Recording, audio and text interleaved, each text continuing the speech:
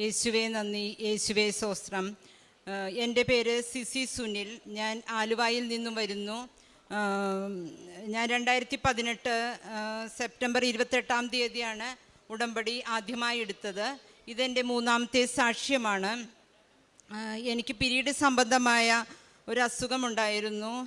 എല്ലാ മാസവും പീരീഡ് ആകുമ്പോൾ ഭയങ്കര ശക്തമായ വേദന ഉണ്ടാകുമായിരുന്നു.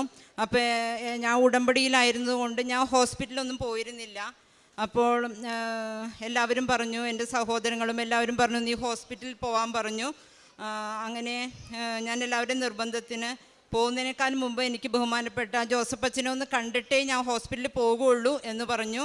അങ്ങനെ എനിക്ക് ജോസഫ് അച്ഛനെ കാണാൻ സൗകര്യമുണ്ടാവുകയും ജോസഫ് അച്ഛൻ്റെ കയ്യൊപ്പ് മേടിക്കുകയും പിറ്റേ മാസം തൊട്ട് എനിക്ക് ഒരു വേദനയും ഉണ്ടായില്ല. ഞാൻ ഹോസ്പിറ്റലിലും പോയിരുന്നില്ല. അങ്ങനെ 2024 2-3 മാസം എനിക്ക് റെഗുലർ അല്ലാണ്ട് പിന്നീടും വീണ്ടും വേദനയൊന്നുമില്ല. 15 ദിവസം കൂടുമ്പോൾ പീരീഡ്സ് ഉണ്ടാവുമായിരുന്നു. അപ്പോഴും എല്ലാവർക്കും പേടിയായി, വീണ്ടും എന്താ ഇങ്ങനെ വരുന്നതെന്ന് പറഞ്ഞു. അപ്പോൾ ഹോസ്പിറ്റലിൽ പോകാൻ പറഞ്ഞു. അപ്പോൾ പോകാൻ പറഞ്ഞപ്പോൾ ഞാൻ അച്ഛൻ്റെ അവർ ഡെയിലി ബ്രെഡ് എന്ന് പറഞ്ഞ ആ ബ്ലെസ്സിങ് ഞാൻ എന്നും കാണുമായിരുന്നു. അപ്പം എനിക്കതിൽ പൂർണ്ണമായും അമ്മയിൽ ഞാൻ വിശ്വസിച്ചുകൊണ്ടാണ് ഞാനത് പ്രാർത്ഥിച്ച് ഞാൻ പറഞ്ഞു, ഞാൻ സാക്ഷ്യം പറഞ്ഞേക്കാം മാതാവേ, എനിക്കൊന്ന് ഹോസ്പിറ്റലിൽ പോയി അതൊന്ന് ക്ലിയർ ചെയ്യണം. അപ്പോൾ ഞാൻ ഇവിടെ വന്ന് സാക്ഷ്യം പറഞ്ഞേക്കാം, എനിക്കൊരു കുഴപ്പം ഉണ്ടാവില്ലേ എന്ന് പറഞ്ഞു.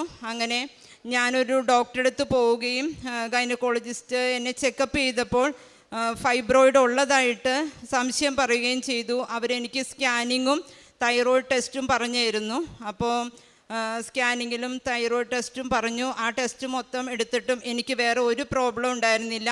പിറ്റേ ദിവസം 4-ാം തീയതി അവർ ഡെയിലി ബ്രെഡ് കൂടിക്കൊണ്ടിരുന്നപ്പോൾ അച്ഛൻ ഒരു വചനം പറഞ്ഞായിരുന്നു, ഇത് നിങ്ങൾക്ക് ഇത് ലൂക്ക 21:13 നിങ്ങൾക്ക് ഇത് സാക്ഷ്യം പറയാൻ ഒരു അവസരമായിരിക്കുമെന്ന് പറഞ്ഞായിരുന്നു. അതിൽ ഞാൻ പൂർണ്ണമായും വിശ്വസിച്ചിരുന്നു. അതുപോലെ തന്നെ എൻ്റെ ടെസ്റ്റ് കഴിഞ്ഞു. അത് കഴിഞ്ഞ് ഡോക്ടർ പറഞ്ഞു ഒരു ക്യാൻസറിൻ്റെ ടെസ്റ്റ് എടുക്കാൻ പറഞ്ഞു. അതിലും എനിക്ക് യാതൊരു കുഴപ്പവുമില്ല.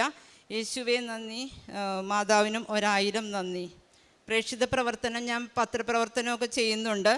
പ്രാർത്ഥിച്ച് ഞാൻ ബസ് സ്റ്റാൻഡിൽ, ഹോസ്പിറ്റലിൽ, അതേപോലെ ഓട്ടോ സ്റ്റാൻഡിൽ, അങ്ങനെയൊക്കെയാണ് ഞാൻ പത്രപ്രവർത്തനം ചെയ്യുന്നത്. പിന്നെ എന്നാൽ കഴിയുന്ന എല്ലാവരോടും ഞാൻ ഇതിനെക്കുറിച്ച് സാക്ഷ്യങ്ങളും ത്തെക്കുറിച്ച് ആഴത്തിൽ സംസാരിച്ച് പറയാറുണ്ട്. പിന്നെ കാരുണ്യപ്രവൃത്തി എന്ന് പറഞ്ഞാൽ എനിക്ക് കഴിയുന്ന ആൾക്കാർക്കൊക്കെ ഞാൻ, ബുദ്ധിമുട്ടുള്ളവർക്കൊക്കെ ഞാൻ സഹായിക്കാറുണ്ട്. പ്രാർത്ഥനാ ജീവിതം കൊന്തയൊക്കെ റെഗുലറായിട്ട് ചെല്ലാറുണ്ട്. കുമ്പസാരം 2 ആഴ്ച കൂടുമ്പോഴുണ്ട്. ഡെയിലി ഞാൻ പള്ളിയിൽ പോവാറുണ്ട് കുർബാന